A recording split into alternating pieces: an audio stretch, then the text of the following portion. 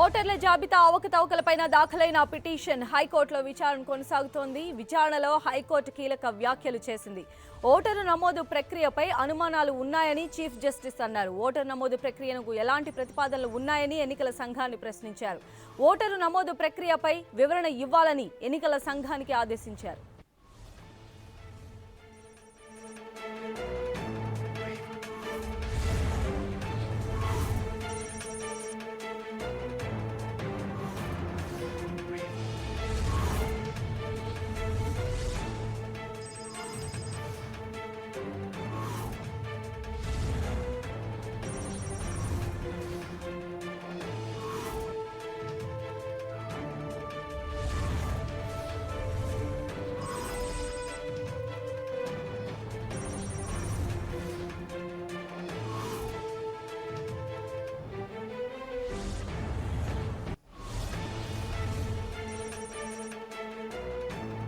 దీనికి సంబంధించిన additional details Sunil అందిస్తారు. సునీల్.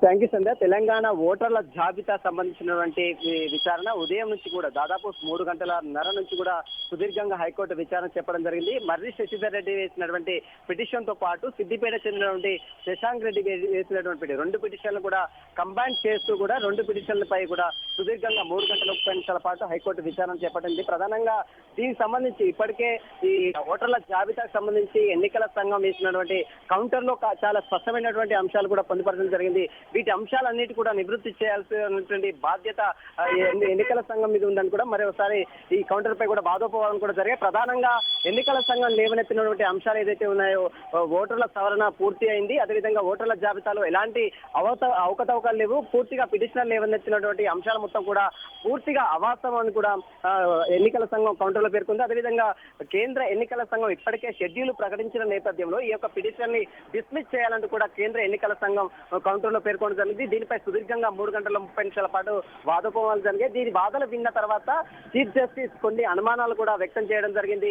ఎందుకంటే ఒకే అడ్రస్ తో దాదాపు 2000, 3000 పైగా ఒకే అడ్రస్ తో ఓట్లు ఉన్నాయి. అదేవిధంగా బోగస్ ఓట్లను పరిగణలోకి తీసుకోవడం జరిగింది. అదేవిధంగా ఓట్ల తొలగింపును కూడా పరిగణలోకి తీసుకున్న తర్వాత సీజే కొన్ని వ్యాఖ్యలు కూడా చేయడం జరిగింది. కానీ ఈ ఓటర్ల జాబితాలో కొన్ని అనుమానాలు మాత్రం కొంచెం వ్యక్తం అవుతున్నాయి. దీనికి సంబంధించినటువంటి అసలు ఓటర్ల జాబితా పూర్తి బయోడేటా, అసలు దీనికి సంబంధించినటువంటి పూర్తి వివరాలు క్లారిటీ మధ్యాహ్నం తర్వాత లంచ్ తర్వాత పూర్తి వివరాలు కూడా కోర్టుకు తెలియజేయాలని కూడా ఈ 2 పిటిషన్లు కూడా మధ్యాహ్నానికి వాయిదా వేయడం జరిగింది. మరోపక్క శశాంక్ రెడ్డి, సిద్దిపేట వాసి చేసినటువంటి శశాంక్ రెడ్డి 2019 జనవరి 1 వరకు ఉన్నటువంటి ఓటర్ల సవరణ జాబితాని అక్టోబర్ 8 వరకు కుదించడం వల్ల దాదాపు 20 లక్షల మంది ఓటర్లు, యువతీ యువకులు ఓటర్లు నష్టపోయే అవకాశం ఉంది. వీటన్నిటికీ ఎవరు బాధ్యత వహించాలి అని కూడా ఆయన పిటిషనర్ తరఫు న్యాయవాది నిరూప్ రెడ్డి తమ వాదన కూడా వినిపించారు. మరోపక్క మర్రి శశిధర్ రెడ్డి తరఫు న్యాయవాది రవిశంకర్ జంధ్యాల ఇద్దరు కూడా తమ వాదనలు వినిపించిన తర్వాత దీనికి సంబంధించినటువంటి పూర్తి ఎన్నికల సంఘం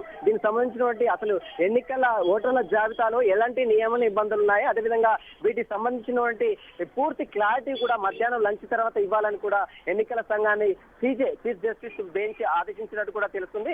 దీని తర్వాత భోజన విరామం తర్వాత మరొకసారి దీనిపై సుదీర్ఘంగా విచారణ మొదలయ్యే అవకాశం ఉందని చెప్పవచ్చు. మరోపక్క అసెంబ్లీ రద్దును ఛాలెంజ్ చేస్తూ కూడా డీకేఆర్లతో పాటు అనేక పిటిషన్లు కూడా దాఖలు కావడం జరిగింది. దీనికి సంబంధించినటువంటి గవర్నర్ నిర్ణయం, గవర్నర్ అదేవిధంగా క్యాబినెట్ ముఖ్యమంత్రి కేసీఆర్ క్యాబినెట్ తీర్మానం చేసి ఏకపక్ష నిర్ణయంతో ఎమ్మెల్యేలను సంప్రదించకుండా శాసనసభలో ఒక సమావేశం ఏర్పరచకుండా ఏకపక్ష ధోరణితో గవర్నరు అదేవిధంగా ముఖ్యమంత్రి ఏకపక్ష ధోరణితోనే అసెంబ్లీని రద్దు చేశారు. ఇది చాలా రాజ్యాంగంలోని ఆర్టికల్ 174 ప్రకారం ఇది రాజ్యాంగ విరుద్ధం అని కూడా ఆ పిటిషన్ లో పేర్కొనడం జరిగింది. మరి చూడాలి, ఇప్పటికే కేంద్ర ఎన్నికల సంఘం షెడ్యూల్ విడుదల చేసిన నేపథ్యంలో